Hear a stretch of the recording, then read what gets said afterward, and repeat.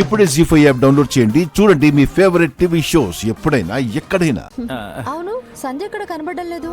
ఆ గదిలో ఉందక్క.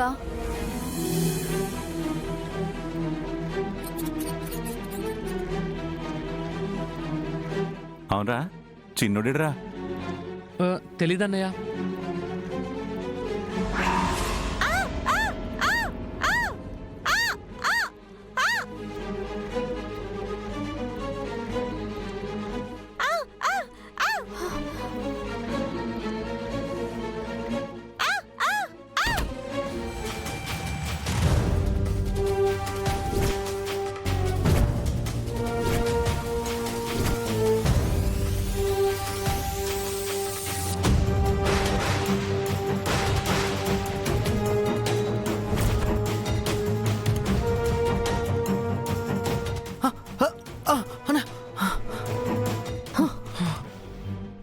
ఎంత ధైర్యరా నీకు?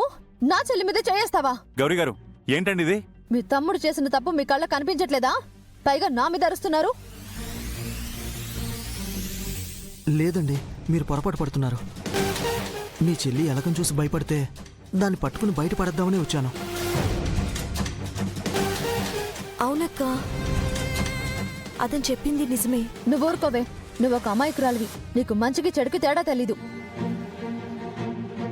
అవును మరి, ఆవిడ చిన్నపిల్ల. తనే చెప్తోంది కదా మా తమ్ముడు తప్పేం లేదని. అయినా మీరు తిడతారేంటి? చూడండి, మీ చెల్లికి హెల్ప్ చేయడానికి వచ్చాడే తప్ప తప్పుడు ఉద్దేశంతో రాలేదు. ఏ తప్పుడు ఉద్దేశం లేకపోతే గది తలుపు ఎందుకేశాడు? అయ్యో, నేను కావాలని వేయలేదండి. హడావిడిలో పొరపాటుగా పడిపోయింది. నీ కథలు నాకు చెప్పద్దు. చిచి, పోనీలే పాపమని ఇంట్లో ఉండనిస్తే తిన్నింటి వాసాలు లెక్క పెడతారా? గౌరీ గారు, నోటికి ఇష్టం వచ్చినట్టు మాట్లాడకండి. నా తమ్ముళ్ళు చదువు సంస్కారం ఉన్నవాళ్లే గాని తప్పుడు ఆలోచనలు ఉన్నవాళ్ళు కాదు. కళ్ళారా చూసి కూడా ఇంకా మీ తమ్ముళ్ళని వెనకేసుకొస్తున్నారంటే ముందు మిమ్మల్ని అనాలి. వీళ్ళకి క్రమశిక్షణ సంస్కారం లేకుండా బజార్లోకి వదిలేశారు.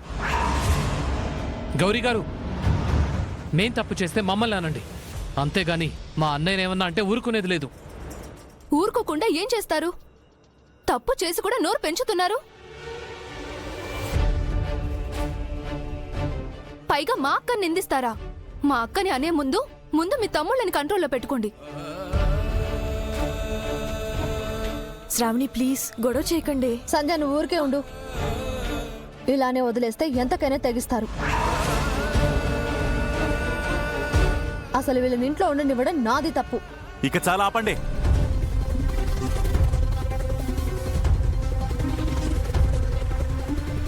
చేసిన మంచిని మర్చిపోయి తప్పుని పట్టుకుని మాత్రమే వేలాడే మీలాంటి వాళ్లతో మాట్లాడడం శుద్ధ దండగా. అరే, ఈ రోజు కాకపోతే రేపైనా మా మంచితనాన్ని అర్థం చేసుకుంటారని మీతో కలిసి కింద అడ్జస్ట్ చేసుకుని బతికామే, అది మేం చేసిన పెద్ద తప్పు. పదన్న, మనం పైకెళ్ళిపోదాం. వెళ్ళండి. మీరు ఇల్లు వదిలేసి వెళ్ళిపోవడం కాదు, మేమే ఇల్లు ఖాళీ చేసి వెళ్ళిపోతాం. అప్పుడు ఏ గొడవ ఉండదు. అప్పుడు మేమంతా ప్రశాంతంగా బతుకుతాం. పోండి. జీ5 యాప్ డౌన్లోడ్ చేసి అన్ని ఎపిసోడ్స్ పూర్తి ఉచితంగా చూడండి.